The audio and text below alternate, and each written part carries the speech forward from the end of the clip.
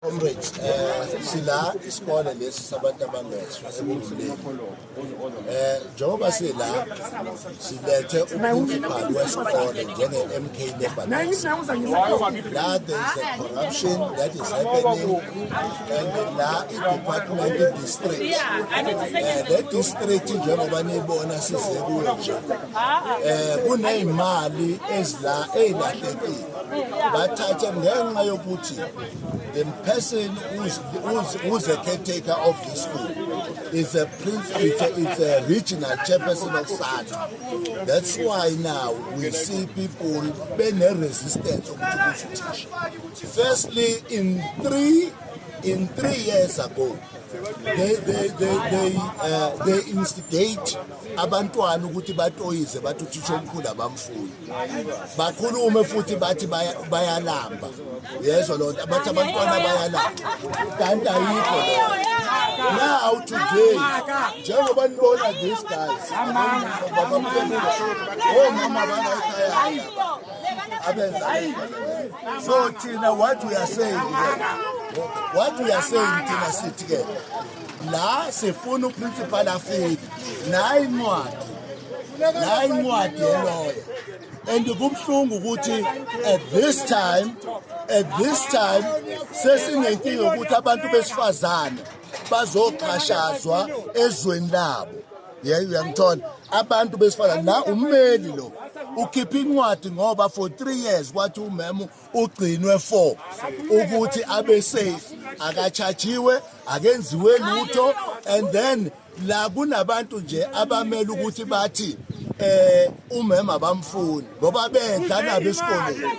They are part of corruption, all these people and all these mamas bala esikoleni for corruption.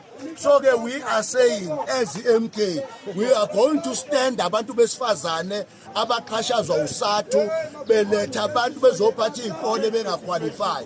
Uthisho la akaqualify kuba uprincipal and iy'ncwadi zakhe azimvumeli ukuthi abe uprincipal. So today ngenxa yokuthi ubhilonga kwasathu usewuprincipal and kuqhashazwa abantu besifazane simelene nabantu besifazane ukuthi baqhashazwe ey'koleni and abantu besifazane isathu iletha kuzo zonke iy'kole KZN kuwo wonke amaprovinsi baletha abantu abangaqualify bazoba ngo-principal and we've got that in all provinces, and this is an example what we are talking about. So njengamanje si leadership ye-MK we are going to stand for abantu besifazane abango-principal abaqhashazwa isathu ngenxa yokuthi befuna ukuthi bakhokhe imali bayayikhokha imali zokuba o-principal abantu bayaqhashazwa ingakho ubona naye lo ukhokhile you can't be a principal for two schools and the same principal uyedwa kwi-account kwi-account yesikole uyedwa. So what we are going to do, we are going to put investigation here in this school. This is what we are going to do. Sishilo sathi sizokhulula abantu bakithi kwi-corruption ye-ANC, kwi-corruption ye-SADC. This is what we are going to do today. We are not here to play with anyone, to massage anyone. We are here to say law is the law and everybody must abide by the law of this country. That's why we are here today. And we are going to bring this principle back here. Lesanko esilwela abantu ukuthi i-corruption iqhubeke, it's okay. Ngoba bayadla bonke laba kushuthi they spend money here for isanko. Nasekuqaleni isanko was part of uqoshwa kwalo mama la esikoleni. All principal besifazane must be protected. This is what we are saying.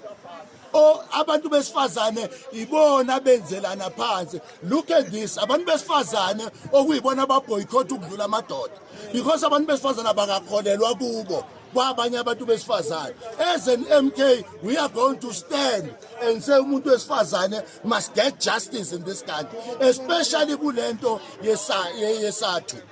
We are not here to play, we are not here to massage anyone. We are here to say the principal the district of this manager must do justice in this country. That's why we are here. Mandla, wait,